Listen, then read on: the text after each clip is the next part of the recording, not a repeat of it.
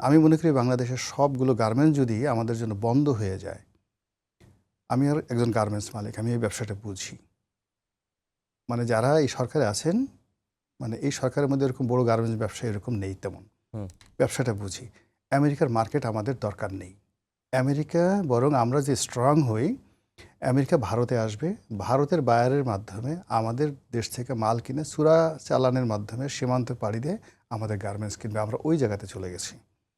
এটা শুধু হ্যান্ডেল করার জন্য একটা রাজনৈতিক প্রজ্ঞা দরকার, যেটা বিএনপি দেখাতে পারেনি। ডক্টর মোহাম্মদ ইউনূস এটা দেখাবেন না, বিকজ তাকে এই কর্ম করার জন্য আনা হয়েছে। ১/১১-এর সময় আমি বলি, ১/১১-এর সময় যেহেতু ওই সিঙ্গারের মালিক ছিলেন মাহবুব জামিল সাহেব, এই বিমানগুলো গছিয়ে দেওয়ার জন্য মঈনুদ্দিন ফখরুদ্দিনকে এই বিমানগুলো গছিয়ে দেওয়ার জন্য এই সিঙ্গারের ম্যানেজিং ডিরেক্টর অ্যান্ড চেয়ারম্যান মাহবুব জামিলকে উপদেষ্টা বিশেষ সহকারী হিসেবে নিয়োগ দেওয়া হলো, এবং ৩টা মন্ত্রণালয়, শিল্প মন্ত্রণালয়, বাণিজ্য মন্ত্রণালয়, এবং যেই মুহূর্তে এই চুক্তিটা স্বাক্ষর হয়ে গেল, দেনানদেন তাকে কিন্তু সেখান থেকে মানে এই মঈনুদ্দিন ফখরুদ্দিনকে আউট করে দেওয়া হলো। আমেরিকা সবসময় 3টা ডাইমেনশনে খেলে। একজনকে দিয়ে ঘর সাজায়, এরপর তাকে আউট করে দেয়। আরেকজনকে দিয়ে বাসর সাজায়, বাসর ঘরে যখন স্বামী যায়, স্বামীকে ঘাড় ধাক্কা দিয়ে বের করে দেয়। এরপরে করে কন্যাকে নিয়ে তারা নিজেরা ভোগ করে। এই হলো আমেরিকার ইতিহাস। আপনি মধ্যপ্রাচ্যের যে দেশগুলো দেখেন সেখানে, এখানে দেখেন চুক্তির অ্যারেঞ্জমেন্ট করাইছে, ঘর সাজাইছে ডক্টর মোহাম্মদ ইউনূসকে দিয়ে। ঘর সাজানো শেষ, 9 তারিখের পরে ইউ গো, তুমি চলে যাও।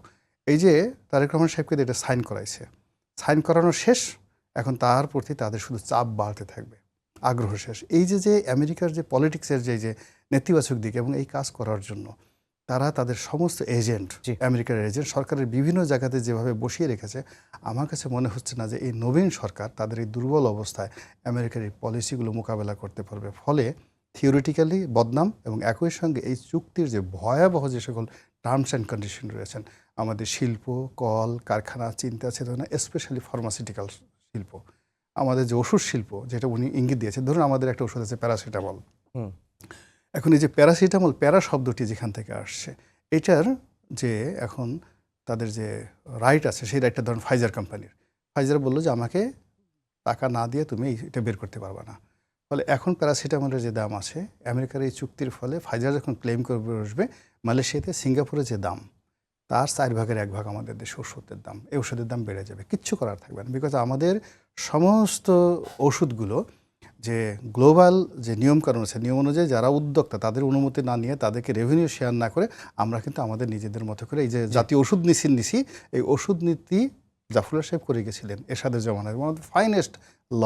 তার মাধ্যমে আপনি আমি সাধারণ মানুষ চিকিৎসা পাচ্ছি, পানির দামে আমরা ওষুধ কিনতে পাচ্ছি। আজ আমেরিকাতে গিয়ে দেখেন ওষুধের দাম কত, মালয়েশিয়াতে গিয়ে দেখেন একটা প্যারাসিটামল কিনতে গেলে আপনার মাথা খারাপ হয়ে যাবে, এত দাম।